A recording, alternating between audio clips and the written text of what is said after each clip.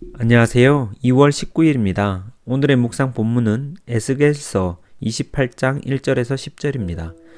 신처럼 지혜롭다고 말하지만 이라는 제목으로 묵상하시겠습니다. 유명한 두로를 향한 경고의 말씀입니다.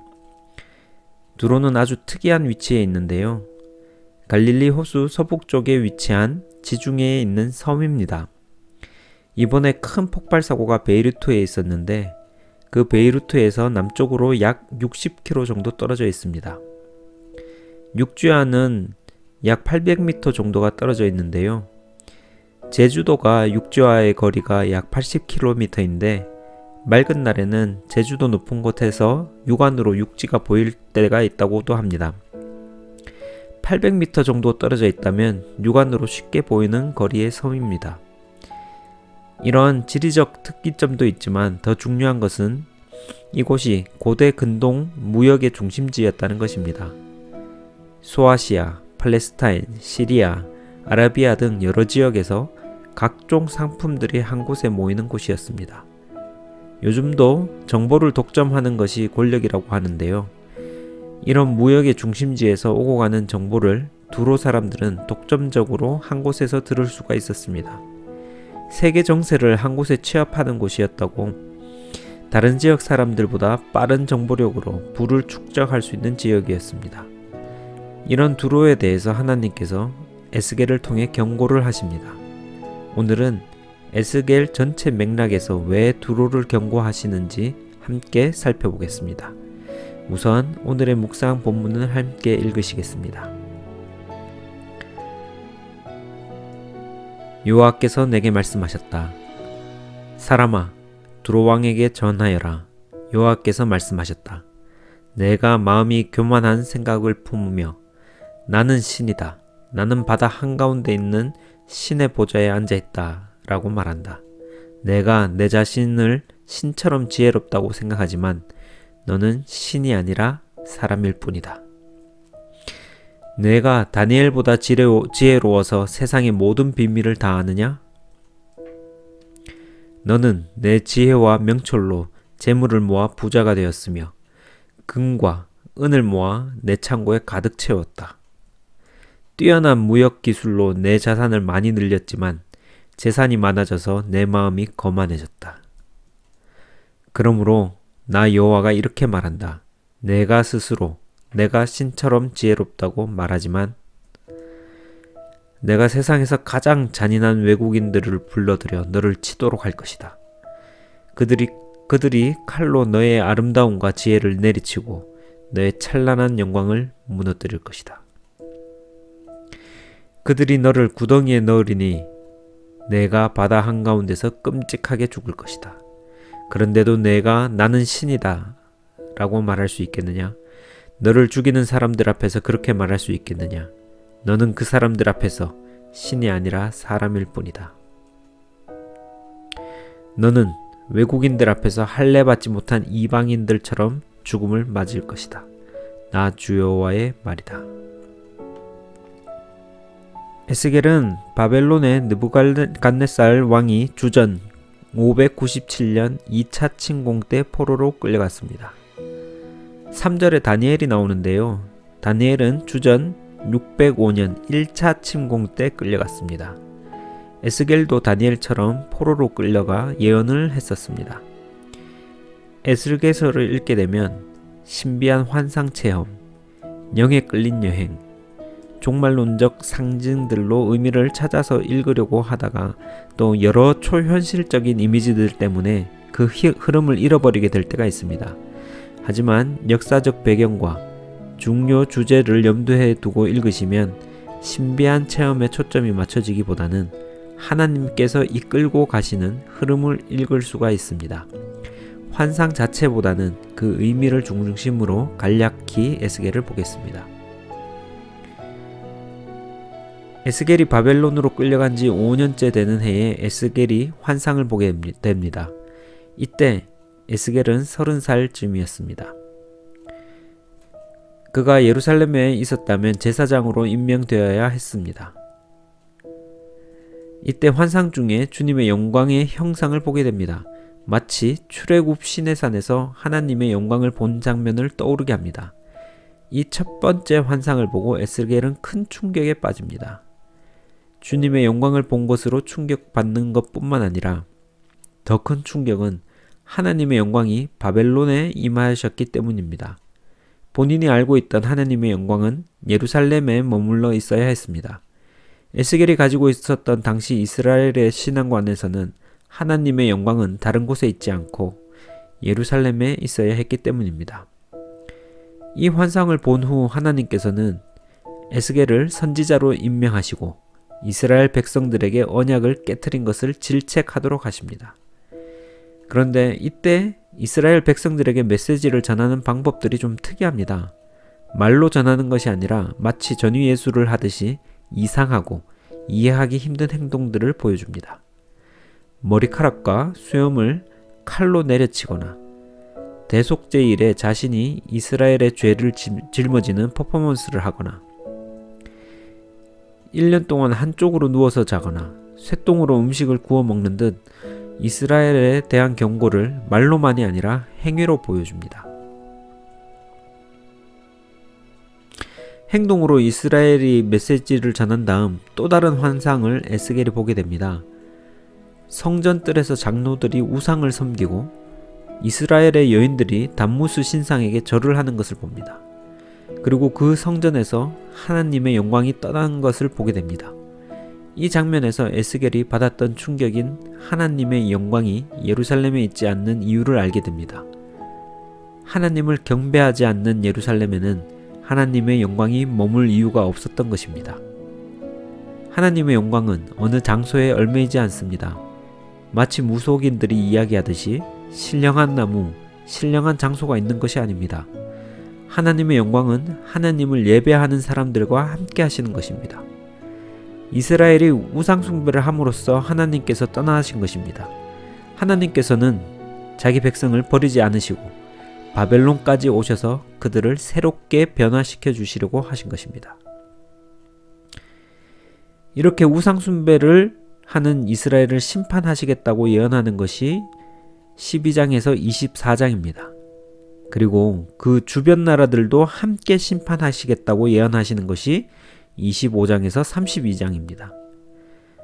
주변 나라들 중에서도 가장 강한 이집트와 두로를 심판하시겠다고 하십니다. 이스라엘 백성들이 이집트와 두로의 신들을 받아들이고 그들을 경배했기 때문입니다. 이런 배경에서 오늘의 본문인 두로의 심판에 관한 예언을 하신 것입니다. 그리고 그 예언이 그대로 성취가 됩니다. 이집트와 두로는 자신의 강함을 믿고 스스로의 신의 위치에 올라서려고 했습니다. 오늘 본문 6절 7절에 그러므로 나 여호와가 이렇게 말한다. 내가 스스로 내가 신처럼 지혜롭다고 말하지만 내가 세상에서 가장 잔인한 외국인들을 불러들여 너를 치도록 할 것이다. 그들이 칼로 너의 아름다움과 지혜를 내리치고 너의 찬란한 영광을 무너뜨릴 것이다. 라고 예언을 하였습니다. 그들은 그들 스스로 내가 신처럼 지혜롭다 이야기하면서 교만이 끝에 달했습니다. 당시 두로의 위상으로 봐서는 상상이 안 되는 예언이었을 것입니다. 그러나 그 예언은 그대로 이루어졌습니다. 느부갓네살 왕에 의하여 13년 동안 포위가 되어 몰락이 되었고 또 시간이 지난 후에 알렉산더가 이끈 군대에 의해서 파괴가 되었습니다. 심지어는 그 파괴가 되는 장면까지 그대로 이루어졌습니다. 26장 12절에 그의 군대가 내 재산을 빼앗고 내가 팔던 물건들을 약탈할 것이다.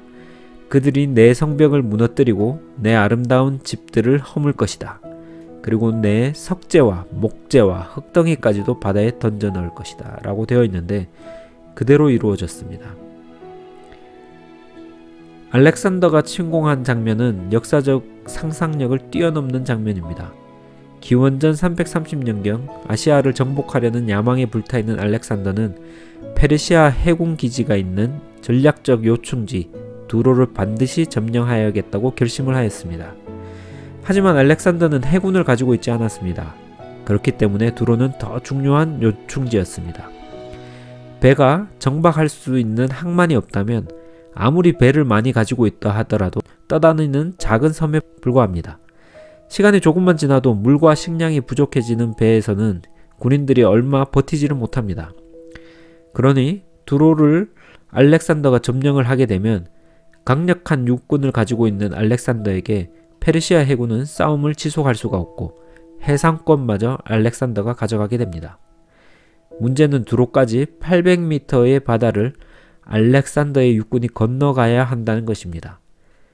두로 사람들은 알렉산더가 바다를 건너오지 못할 것이라는 확신에 차 있었습니다. 게다가 두로는 이중구조의 튼튼한 성벽을 가지고 있었습니다. 하지만 알렉산더의 생각은 달랐습니다. 알렉산더는 800m 길이의 댐을 만들어서 건너가기로 합니다. 이를 알렉산더의 댐이라고 하는데요. 누구도 상상하지 못한 방법이었습니다. 이렇게 방파제를 만드는 것은 쉬운 일이 아니었습니다. 방파제가 섬과 가까이 갈수록 물이 지나가는 길이 좁아져서 물의 속도가 더 빨라집니다. 두로 사람들은 알렉산더가 방파제 만드는 것을 못할 것이라고 믿었습니다. 하지만 알렉산더는 계획을 실행에 옮깁니다. 거대한 방파제 건설 사업이 시작된 것입니다. 두로 주변의 석재와 목재, 흙덩이까지 모았습니다. 그리고 그것들을 바다에 던져 넣었습니다.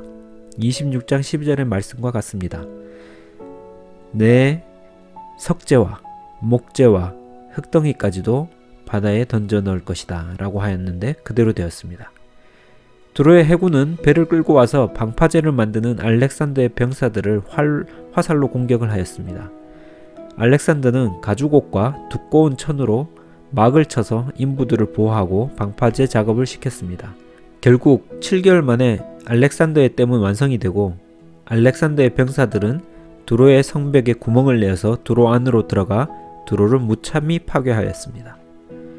해군으로만 훈련이 된 두로 병사들은 무수한 전투 경험을 가진 강력한 알렉산더의 육군 병사들과 싸움에서는 속수무책이었습니다. 알렉산더는 두로를 점령하게 됩니다. 이런 일이 벌어질 것을 수세기 전에 에스겔서에서 예언이 되었던 것입니다. 알렉산더는 본인의 힘과 지혜로 성취하였다고 생각할 수 있겠으나 역사를 주관하시는 하나님의 계획 안에 있었던 것입니다. 이것을 생각하시면서 오늘의 말씀 6절에서 9절을 다시 보겠습니다. 내가 스스로 내가 신처럼 지혜롭다고 말하지만 내가 세상에서 가장 잔인한 외국인들을 불러들여 너를 치도록 할 것이다. 그들이 칼로 너의 아름다움과 지혜를 내리치고 너의 찬란한 영광을 무너뜨릴 것이다. 그들이 너를 구덩이에 넣으리니 내가 바다 한가운데서 끔찍하게 죽을 것이다. 그런데도 내가 나는 신이다 라고 말할 수 있겠느냐? 너를 죽이는 사람들 앞에서 그렇게 말할 수 있겠느냐? 너는 그들 앞에서 신이 아니라 사람일 뿐이다. 이 말씀을 읽으면서 이런 생각을 했습니다. 두로 사람들은 마지막 때에 들은 하나님의 말씀은 멸망과 저주였습니다. 그들이 마지막으로 하나님의 말씀을 듣고 멸망을 하였습니다. 그렇다면 내가 마지막 때에 들을 하나님의 말씀은 무엇일까라는 생각이 들었습니다. 믿는 자들의 듣는 마지막 때의 하나님의 말씀은 결코 멸망이 아닙니다. 에스겔서 후반부에 새 성전과 새 도시에 대한 환상이 나옵니다. 새로운 제단, 새로운 제사를 에스겔은 봅니다. 그리고 그곳에서 에스겔은 처음 환상에서 봤던 하나님의 영광이 오시는 것을 봅니다. 바벨론의 포로로 끌려간 백성들이 새로운 마음으로 변화하고 새 성전과 새 도시에서 하나님의 영광으로 회복되는 모습을 에스겔은 봅니다. 믿는 자들이 하여야 할 일은 마음을 새롭게 하는 것입니다. 두로 사람들도 하나님 앞에 교만하지 않고 마음을 새롭게 하였다면 멸망하지 않았을 것입니다. 두로를 향한 예언은 성취가 되었습니다. 에스겔 후반부에 새 성전과 새 도시에 대한 예언도 성취가 될 것입니다. 오늘 하루 하나님 앞에서 마음을 새롭게 되기를 기도하시겠습니다. 하나님 아버지 감사합니다.